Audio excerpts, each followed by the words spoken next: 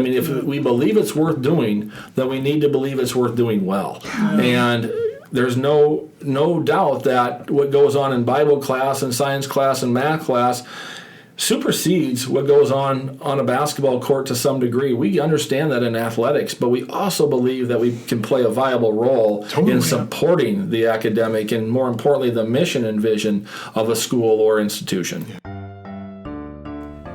Welcome to Hallway Conversations. We're a trio of educators who have plenty of questions about teaching and learning and school culture, and we believe in the value of reflection and collaboration as we seek to keep growing as teachers. This podcast is our place for thinking out loud together about issues in education and why they might matter to Christian educators. Welcome to the conversation.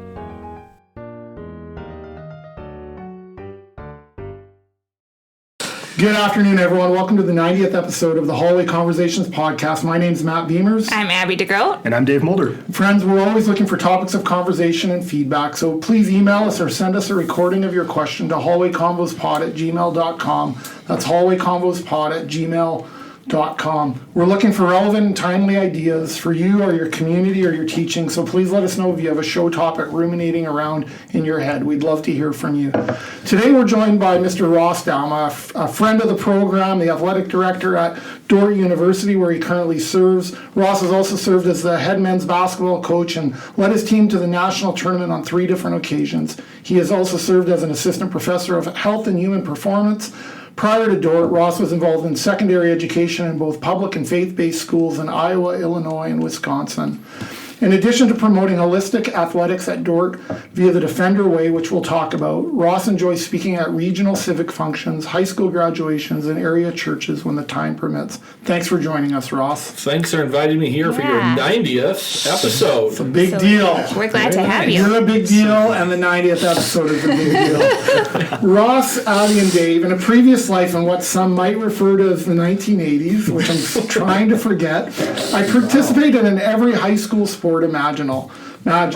Where I came from, Christian schools participated in some sports against our public school rivals, and sports like men's volleyball and track and field were 2 of my favorite.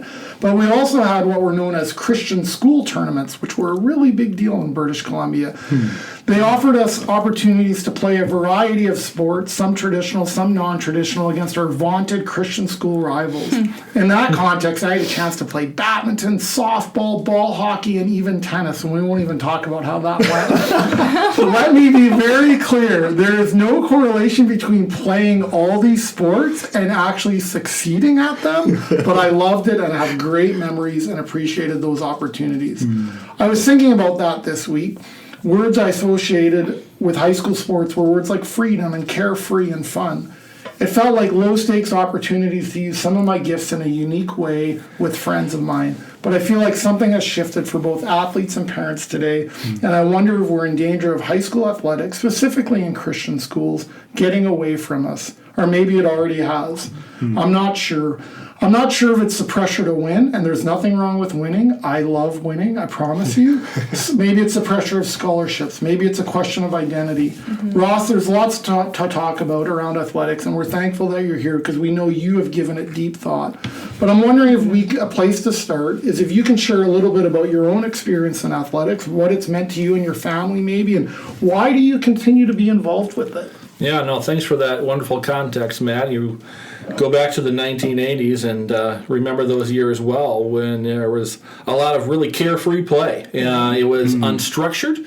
It was just allowed to happen. And you saw a lot of sandlot games, pickup games that happened organically, and they were free of adult supervision and oversight. Right. And it was just fun. Yeah. And I think as time has persisted, it's become a bit more cumbersome for young people to play athletics because it's so structured, it's so formulated for them, and you rarely see a pickup game of basketball at a local court, or you see the ball diamond being used by youngsters who ride their bikes and bring their bats and balls and gloves down to the park, and would really love to see us get back to those days gone by. But athletics certainly played a viable role in my life and my upbringing. I think, like most of us who go into any particular profession, we do so because we were influenced by people once upon a time who the Lord put in our path. And I would say that's true of myself. I had a number of very influential coaches, both at the middle school and high school level. And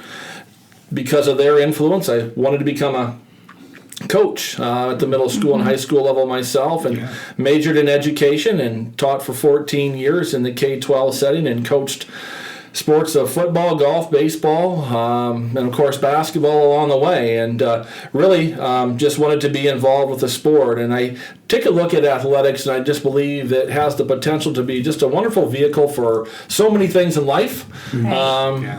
However, I do think that it's severely tainted in our society today, and in need of redemption and reform, and that's what we're seeking to do here at Dordt University by way of our Defender Way. But the immense potential and the intimate contacts that athletics really affords is something that we don't want to miss. Yeah. But doing athletics differently and doing them better than what society currently deems is appropriate for us today certainly needs to be our aim. Right. Yeah, thanks. Yeah. Well said, Ross. Ross, in spite of some of those changes, in spite of some of the loss of the carefreeness, the organicness, the sandlot, the kids just playing out without adults overseeing them, like you say, it has shifted. What still delights you about athletics? So, like, what is beautiful about it, and how do you see it, in spite of the brokenness, the potential for it to contributing to human flourishing, or can it still? Maybe is a question. No, I think it can, Matt, and I think what's really motivating and invigorating about it is once all the structures have been removed. In other words, once the dates and the times have been established, and the youngsters arrive at the venue, then it becomes very carefree. And for that moment in time, there you have just the organic play that can naturally arise from a setting of such. And the car ride home, perhaps it can be somewhat tenuous, but for that short time of where they're just playing, it's great. Yeah. And I think that's what we want to shoot for. And I think that's the aim as we put together and prepare for our own programs and initiatives, just providing that time where it can be very free and invigorating for the youngsters. Yeah, Ross, this is so interesting that you talk about unstructured play. I just 2 weeks ago when it was still warm. Do you remember that before we slipped back? There weren't many days, so we do remember there were a few. those well. Wait, Yes. Iowa? Yeah, Okay, right. okay. Remember there was brief little summer, and then we went back. Yeah, that's right. So during that time, my kids got in a routine in the neighborhood, and they had all these ball games going right in my huge backyard. It's great to hear. And at one point, I was sitting out there. I was just sitting in the sun. I am not an adult to intervene. And I don't know if you all know that about me, but if my kids are playing and you are playing, I'm not in it. Right. And so, but I wanted to be outside in the sun because it was so warm, right? So I'm in my lawn chair reading and just listening. And at one point I sent a text to my husband and I said, the amount of interpersonal skills that these kids are developing, like they did try to come to me for a while for conflict resolution, and I just was like, no, figure it out. And like the skills that I watched happen in real time among these kids from 12 to 7 was the youngest. Sure. Right? All trying, and can you imagine a 12-year-old who's really good playing with a 7-year-old who is my son, right? Trying to hang in there. And it was fascinating. And so I think the potential, like you were talking about, is so great for some of those real life skills. Well said, and I concur with you, Abby, that those are just the moments you want to capture and be able to replay again and again in the future. And it's interesting you mentioned that. That was really one of our deep hopes with the advent of the American State Bank Sports Complex and open turf time, where we were just going to allow a 2 or 3 hour block of play to happen naturally. There would be nothing constructed in terms of this is a particular sport that's going to happen on this section of the turf, or at this time we're going to play kickball. It was going to be, you have 120 square feet of turf, go play. And what we've observed has just been extremely encouraging and heartening, where youth from different backgrounds, public schools, Christian schools, private schools, various ages, they will come in there and they will play kickball for 45 minutes. They'll play touch football for another 15 minutes. They'll play soccer for a half hour. And over the course of their 2-hour span, their 7 or 8 buddies have played 4 different sports with a whole host of people that they may not know. Right. And it's a little bit of what we hoped it would evolve into with that facility. And that was our dream, that when we put the facility up, yes, it was going to impact Defender athletics, and certainly Sioux Center Recreation was going to benefit from it too. But it was just, can it bring together people from all walks of life from our community? And we've seen that happen. And so to hear you illustrate what you saw with your own kids in the neighborhood conjured up those thoughts of what is taking place at the American State Bank Sports Complex. Ross, why was that important for you to create time and space for kids to play? Like, why? Like, you know, you have this. We have, for those who don't know, there's a beautiful facility that's been constructed and opened in the last 7 or 8 months, and an indoor dome. It's absolutely beautiful, tons of space.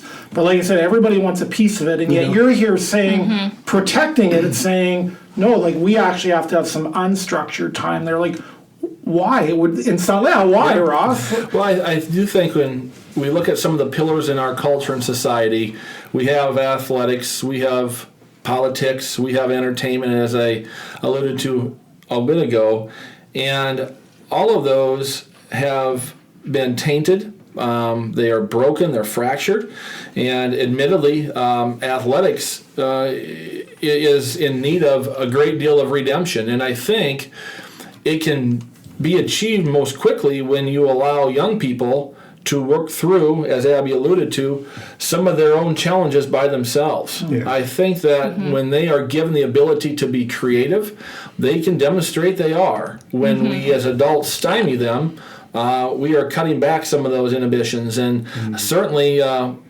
that's where the genesis of it comes from at. But I also think that in God's perfect creation, you have people from all backgrounds who are playing unabated together, and it's just free. And so much of athletics is structured. It's heavy for the people. It's pressure packed. Just go play, and that facility has afforded that.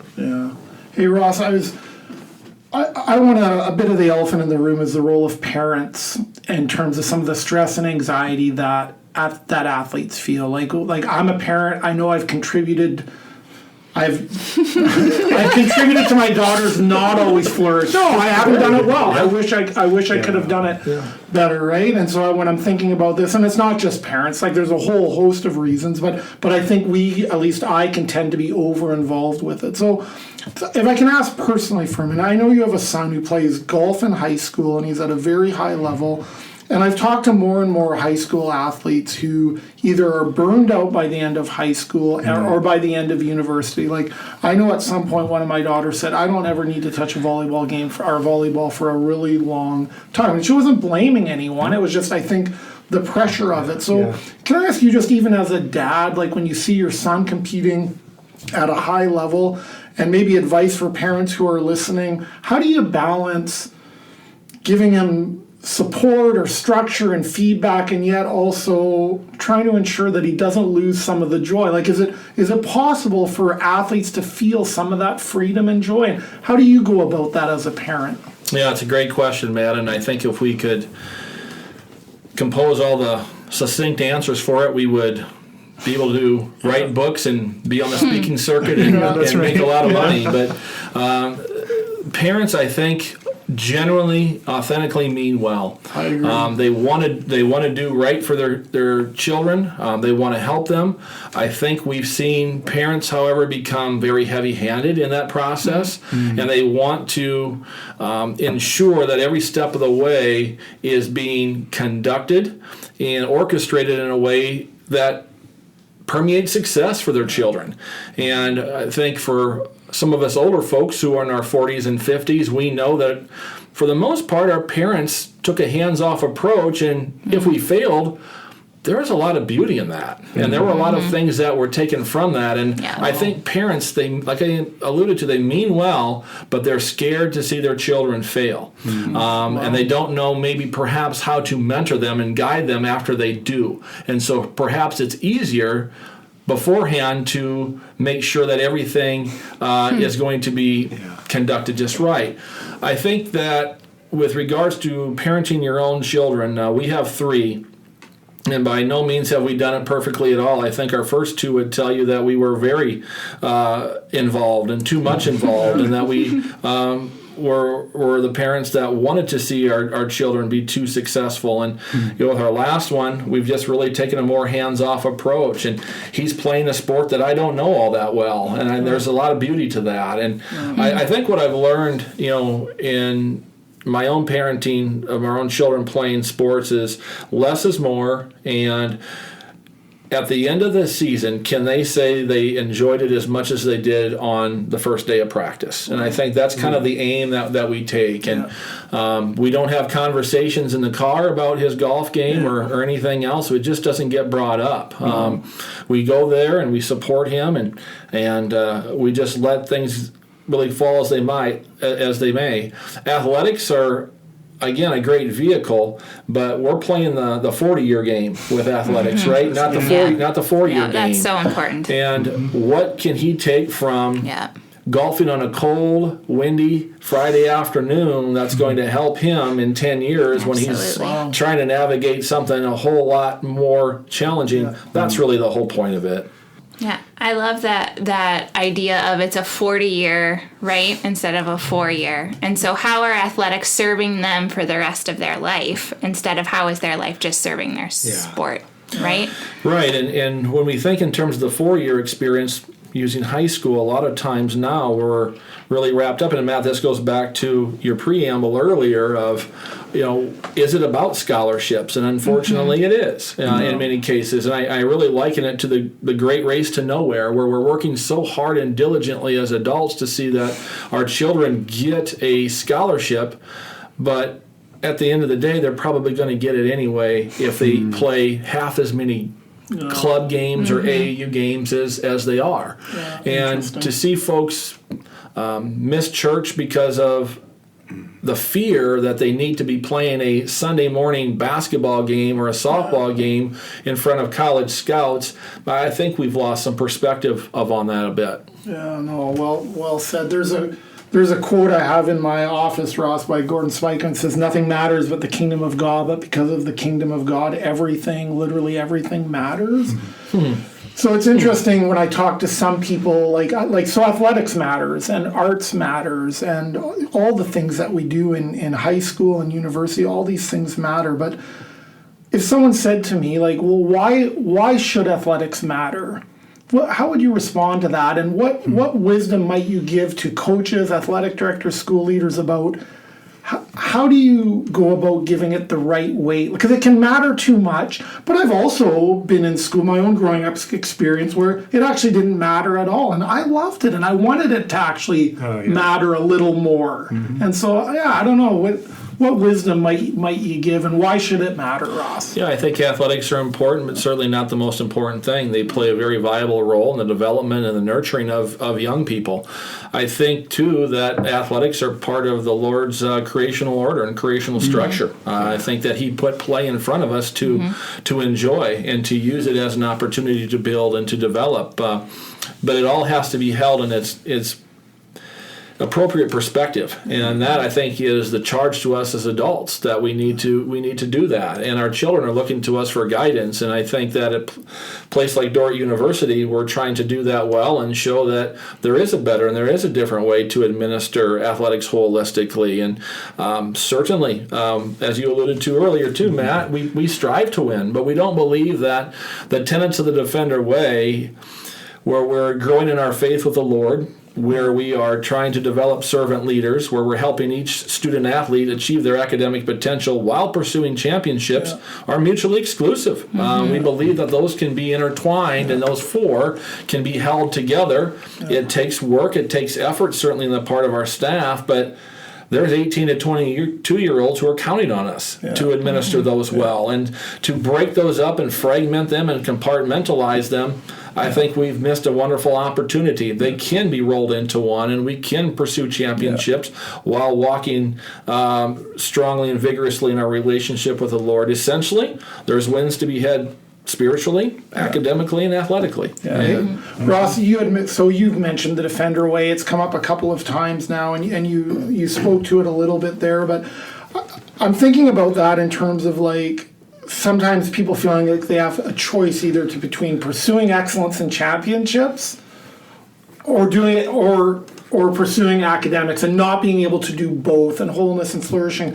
So I think we can put a link to the Defender Way in our show notes, because I think there's a lot to be learned. I actually find it really peculiar in a beautiful way. Like, it's something that I do think sets apart what we're doing here, but can you just talk a little bit? So for those who don't know, Dordt University, our team name, we're the Defenders, but can you just share a little bit about the history, the context, like how it came about, why it's important? Yeah, just can you talk a little bit about it, Ross?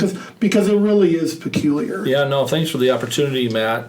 In 2018, a number of us on campus looked at our athletic department, and we just really likened the potential that we had to that of a sleeping giant, that there was an opportunity to really utilize athletics more holistically. And we have the task and framework at Dordt University, which is such a impactful document that has really served us well for so long. And really the Defender Way is an extension of that.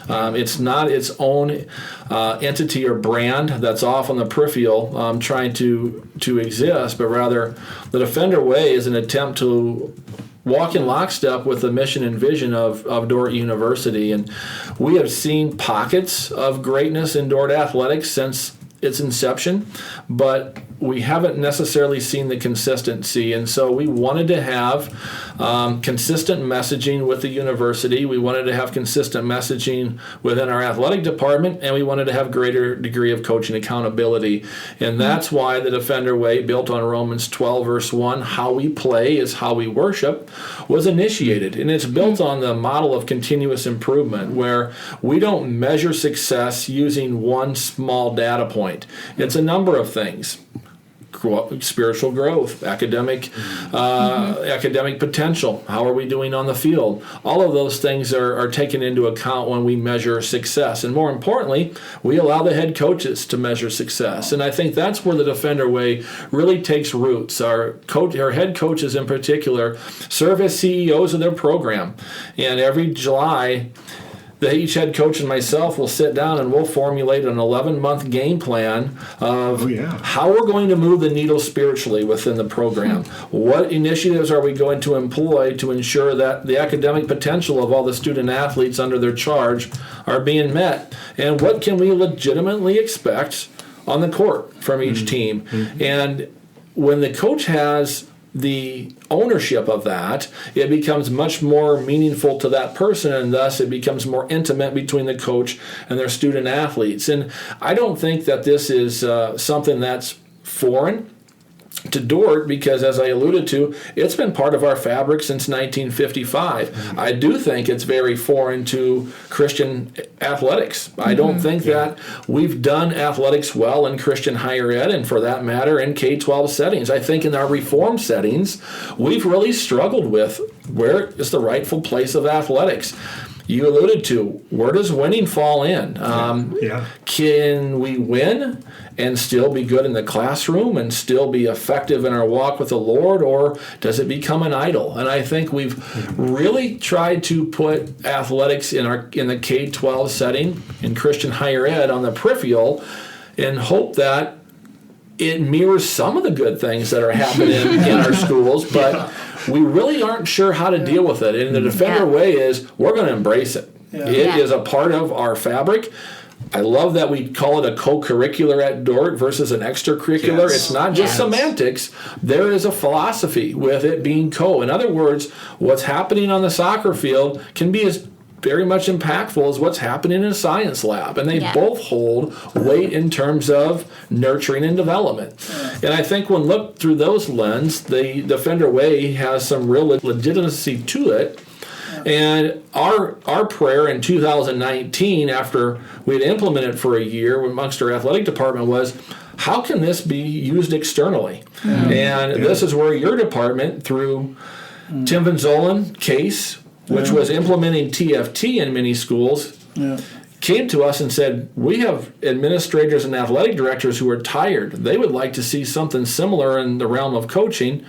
Hence, CFT, Coaching for Transformation, was initiated. So we're excited to take it from the campus of Dordt University and spread it to our friends in the States and in Canada. And so we don't believe that it should be kept under a bushel. We believe what we're doing is very much revolutionary. So if there's athletic directors or school leaders who are interested in either the Defender Way or Coaching for Transformation, if we can put a link or something in our show notes or a way for them to get a hold of you, or you can redirect them, this is something you want to share with others, Ross. Absolutely, Matt. We want to be a resource.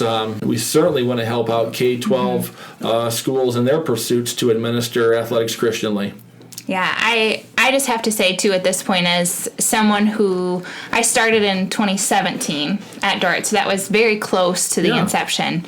And I've taught quite a few student athletes, especially in gen ed courses, and I just have to say that this is not just talk among the athletes. And so I just want to pay you that compliment, too. I've had wonderful experiences with student athletes, students, sitting in my courses. And so sometimes as a younger female, that's not always the case. It wasn't for me at the K-12 level sometimes.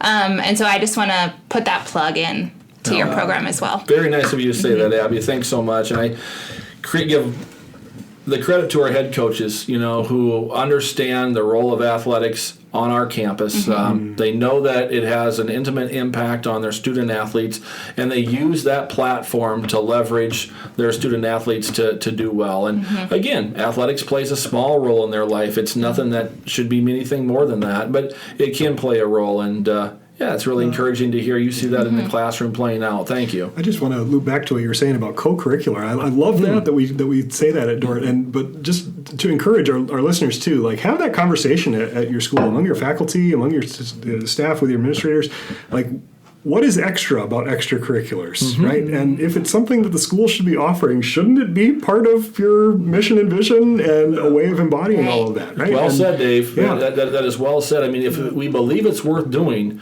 then we need to believe it's worth doing well. And there's no doubt that what goes on in Bible class and science class and math class supersedes what goes on a basketball court to some degree. We understand that in athletics, but we also believe that we can play a viable role in supporting the academic and, more importantly, the mission and vision of a school or institution. Ross, if someone was new to a position, or a principal or an athletic director, and they had a sneaking suspicion maybe that, I wonder if things are out of whack here, or it doesn't feel as healthy as... To put you on the spot, what might be some self-reflection questions, or how do you assess if it's healthy or if we're giving athletics the right way? Because there might be school leaders out there who are like, I don't even know what questions to ask. Sure. So what might be some markers of a healthy program? And if I dare say, what might be some markers where maybe things are out of line a bit? Sure. Well, to use an adage from the educational world, it's not what you teach, it's what you emphasize, right? And I think you see that in athletics, too. What is a school really emphasizing? Is it banners and trophies and results, or is it processes? When you go on someone's social media, is it promoting championships, or is it promoting processes? And I think you can find that out very quickly in about a 10 or 15 minute undercover of what a school really promotes. And for us, certainly results are important, but promoting processes is really, I think, the strength of the Defender Way and Christian athletics overall. I think that's what we would love to see out of a fully functioning Christian athletic program is about processes that are being accentuated by the principal, by the athletic director, and by the coaches who are leading the student athletes. And I think when we start to really don T-shirts that emphasize the number of state championships versus what our mission is as an athletic department or a school, I do believe, to use your your adage, it does become out of whack. Yeah. Thank you so much for being here today. Yeah. No, it's great. Great. Really appreciate it. Thanks for the opportunity. This is an awesome platform you guys have, and you've built up a listenership. Keep doing the good work, brother. Yep, thanks. Yeah. Just keep trying. Yeah. We do it together, and it's an easy place Yeah. to work at from that standpoint, right? You're working Okay. with so many good people, and it's a blast. This is a special place. It's a unique place, but it's a special place. Yeah, So for sure. yeah. Friends, we know that your time is valuable, and we want to thank you for joining us today for another hallway conversation. Whether it's this day, this week, this month, or this school year, we hope that the Lord gives you what you stand in need of, and we want to send you here with a blessing. So to our listeners, may the Lord bless you and keep you. May the Lord make his face shine upon you and be gracious to you. May the Lord turn his face towards you and give you peace and give you peace and give you peace. Amen. Thanks for listening, everyone. We hope you have a great week.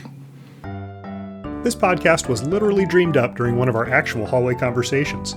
Our music is by Ethan Mulder. Hallway Conversations is created and produced by Matt Beamers, Abby DeGroat, and Dave Mulder.